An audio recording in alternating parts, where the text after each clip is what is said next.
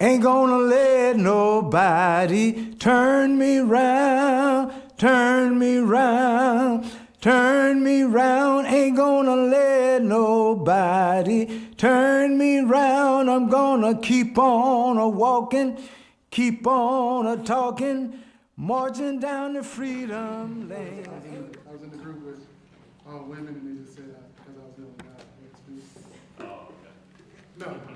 Only person in here. In our group, we had a good conversation just about kind of individually some things that we experienced in the museum. So a couple of us just kind of shared the sense of emotion. And you're producing your Just me.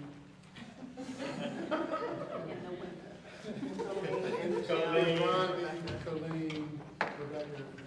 Okay. But we talked about the sense of emotion that we kind of experienced in the museum. A lot of that came through the interactive pieces that were there. So one comes up, and I remember she wasn't in our group, but I talked about Tanya listening to Tanya Hamer's testimony. And just so what, how reading about it can elicit one response, but then hearing people's own voices elicit a different kind of response. We also talked about just kind of hearing some stories, either elaborated upon that we maybe have not really heard a lot about, or the diminished stories where they mentioned somebody or event, but it really wasn't explicated very much. And so we talked about, what does it mean for a museum goer to go into a museum if you just don't know these stories? What does it mean that Rosa Parks was at Highlander and I don't know what Highlander is? I can't even really appreciate kind of what that means. Right. So we talked about a lot of that. I think I guess the final point that I made was that we kind of collectively agreed about the expanded narrative and how it was just needed to, if nothing else, in terms of just teaching and helping students better understand that we didn't just drop off in the mid-20th century and people decided that they wanted to create change. It was actually part of our So in essence, in terms of teaching, your group thought that the expanded narrative was essential in teaching civil rights. definitely helps. Anybody else? Well, yeah, we're here from all groups. What's the next group? Who's the next group? Anybody?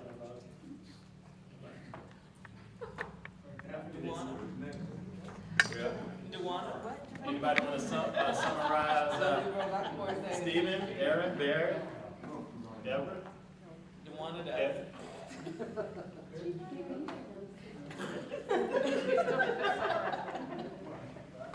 Just a couple minutes. We talked about quite a few things. One of the things that people in the group gave examples of how they might teach and have taught the movement. One idea that came up was kind of helping students connect themselves to the movement. When our class project, the oral history project in their family, or it could be, I think, Stephen talked about one case where she had students take Mississippi Freedom Summer Experience and then compose a letter to the parents to explain why you would take the risk of involving yourself in such a dangerous operation. And that's a way of connecting students to something historical. And we also discussed something that's maybe a little bit outside of the frame of the movie task to do, but the idea of what we call these things. A lot of times we talk about this term civil rights movement, but we have to kind of question, is that an appropriate term? If not, then what should we call it?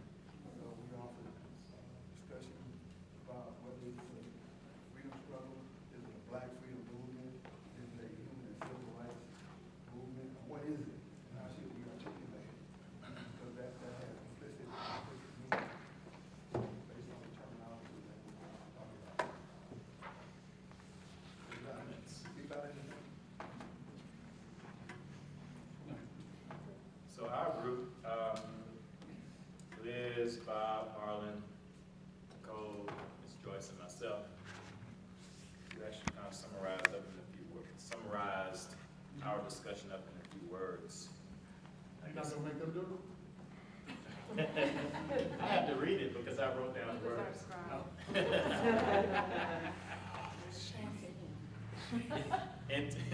In teaching civil rights history, this is what the group this is what the group formulated. In teaching civil rights history, the notion of teaching chronologically versus thematically can be problematic in that the chronological approach can at many times be presented as a progress narrative. Everything is about success stories, and I think we talked about that a little bit before we broke out into the smaller groups. So we leave out the fact that the struggle, sometimes it's a tendency to leave out the fact that the struggle, freedom struggle, black movement, in terms of terminology, whatever you want to call it, is not continuous. So that's something we should be mindful of in teaching our students, that it is a continuous process. We also talked about that the importance of students being provided context through material culture, oral histories, film, site visits, and additional sources. Students also must be able to connect civil rights to human rights and contemporary struggles of those seeking justice, like you just made. As educators, terminology is key, and we'll agree again on terminology, and helping students to understand and appreciate the evolution and complexities of language around identities. So identities are now seeming to become multiplicitous. Is that a term? Yes, It it sounds like it. But you get my point. It is. It is a term, right? So we have these new identities forming, whether it be race, gender, etc. So we should definitely engage students at that level. So as we continue to teach a diverse population of students from our various backgrounds, it is key to emphasize that education is only valuable if it expands our consciousness, our conscious awareness, consciousness of historic and ongoing struggles. So that's what we came up with as a group. The next group, Jeff. Let my group self-organize.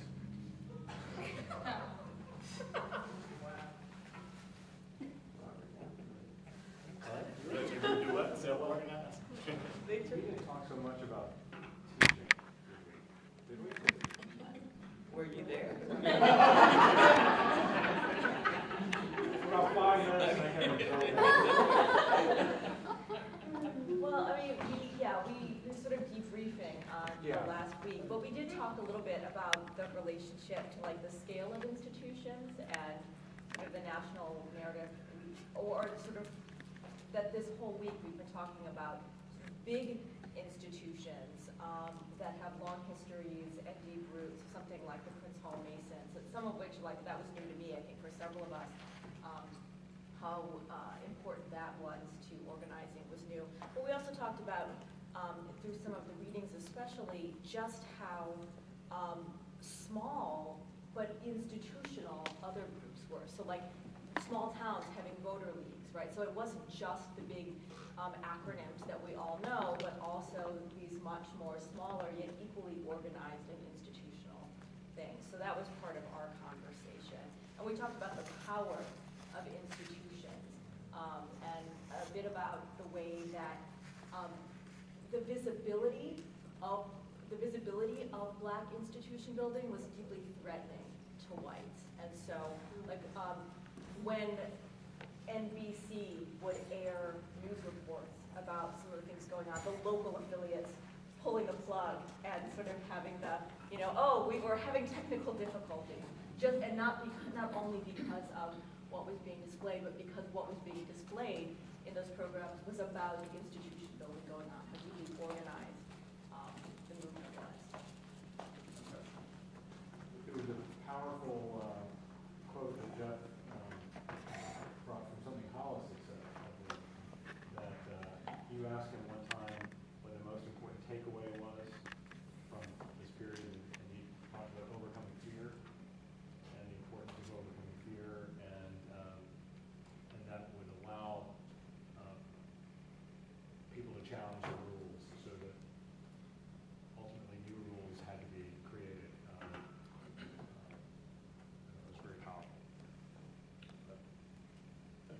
says it just so it says to overcome fear means you say what needs to be said, when it needs to be said, to whom it needs to be said, to do what needs to be done, when it needs to be done, to whom it needs to be done. And that's how he understands this idea of overcoming fear. Not that you're not afraid, but that you're able to do what needs to be done.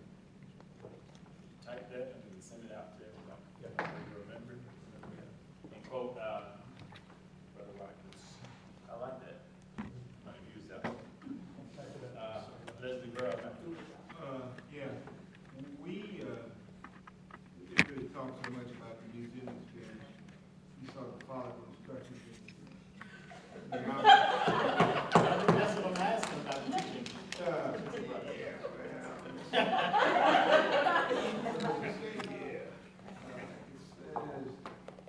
Discussion of the first week activities in small groups, divided into small groups of core faculty participants.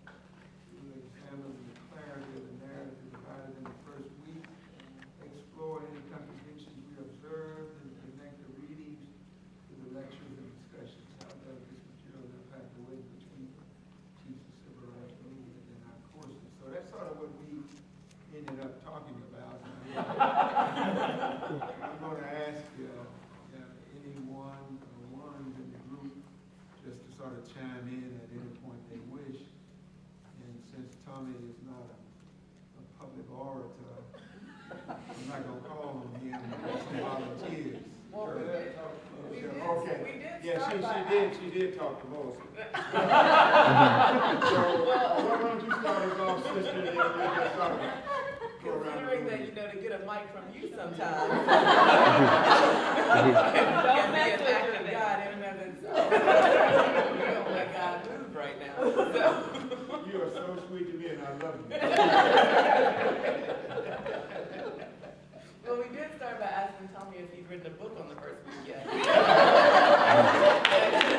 he said that it's in process. So just wait. It will be out. But now you He has did a say, journal of it. but he did say he had a detailed Yeah, he diary, had a didn't he? detailed journal of everything. So the book is in the making. It's in the making. When we started with talking about, I guess, the ways of how we've been taught this week and how we can think about what we do in the classroom. And I think we started by talking about the ways that, I guess, professors can play devil's advocate in the classroom. And we really appreciated Dr. Payne's, starting with the role of the church and kind of getting us to think about the civil rights narrative in a different sense. We've all often heard about, how important the church is, and he kind of said, I don't know if I'm buying that argument, what about this? And throwing it out there. So we, of course, started with that and just analyzed our own teaching in a little bit. And then we also talked about what? I think that's pretty much. We talked about different teaching strategies that we use, how to get students engaged in the material and what types of material to assign to help encourage their engagement. We also discussed what we have found very beneficial from this process of how much we've enjoyed just hearing the narratives of people involved in the struggle, just how important Hollis and Leslie Burrell, and just hearing those stories, and then also going to places and just how much that's meant to actually have a real structure to tie to maybe the pictures that we've seen or the books that we've read, but saying, this is that actual location, and thinking about how we can use that at our own institutions. Maybe there are places we could take our students or things that they could see. And I remember, Katie, you were talking about in New York, there was a place that you mentioned. Somebody mentioned Rayburn Community, and I found out a museum that's located in Carmichael, like the high school in the Bronx. So to find those local connections, even when you're not here in Mississippi. Anything, Tommy, you want to add? You're doing a great job. Thank you. And I will help promote your book. And then there was some 2 or 3 recommendations, because I asked for feedback relative to how it had gone from Monday to Monday, and we got 2 or 3 recommendations. Tony made one, or 2, no, Tony made one, I think you made 2 recommendations, right? Or was it 3? Or 4, I'm not sure which one. And I'm gonna take the mic now and say that we appreciated the small groups and that we did think that maybe doing it even earlier and scattered throughout the individual days, that it might be a helpful time for debriefing. And Tommy, you also, what was your suggestion? Spend more time in the civil rights sites that we toured. Maybe even have class in some of those sites instead of in this classroom. I think that's all. That's all the suggestions. My group had some suggestions. I don't know if you want me to summarize them or you want to do them. Summarize. You were taking notes. I was taking notes. So there was a debate. I don't think there was an absolute consensus reached, but there was a debate or the kind of monologue that maybe existed on Tuesday and Wednesday needs to be, we as organizers need to maybe possibly suggest something like a monologue in the morning and seminar style in the afternoon or something like that. And there was, I think that, and then there was some concern that there were moments of historical inaccuracy actually in some of the presentations, and that we should, that also is an issue. And then I think the mattress, well, but did I miss, am I missing? That's, yeah. So Could I also piggyback onto that, with some of the things with the lecture, it maybe front-ending it when we talk to the people that are presenting, just make sure that gender is represented throughout, because when we talk about huge periods like, you know, from the transatlantic slave trade to the Civil War and from the Civil War Reconstruction, making sure that important movers and players are discussed within both, you know. So how do you tell it to a Charles Perrin? Yeah. Oh, just. Well, in fairness to Dr. Baines, I mean, he was really going with where we were going. You know, he was very engaging with our thoughts, and so some of that is incumbent on us as well. He was extremely interactive with us.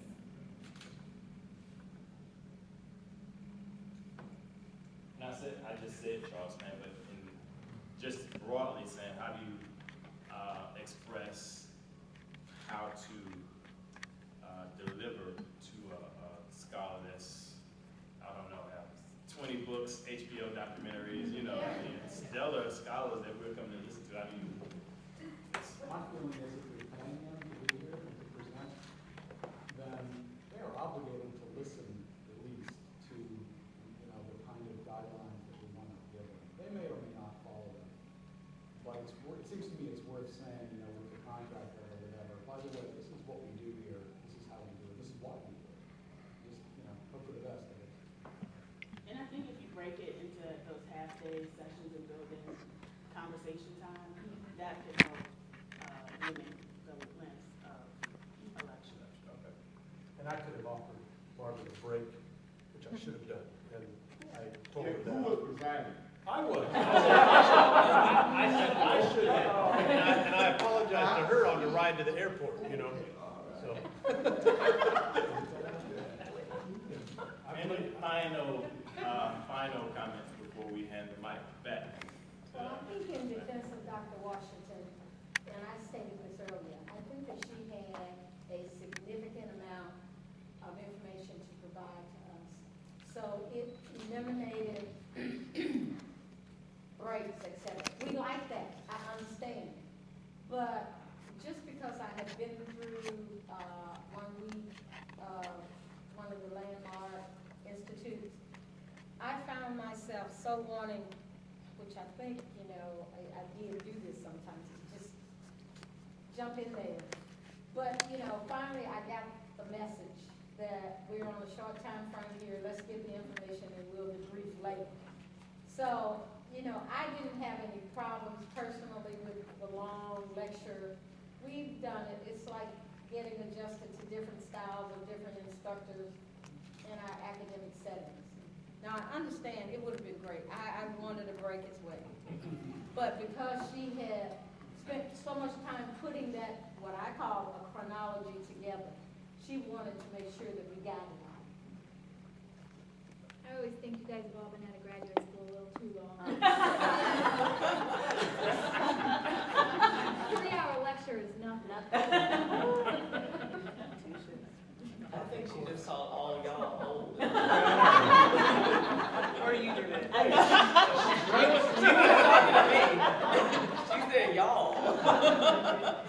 And she pointed that way. Well, that's it for our debriefing.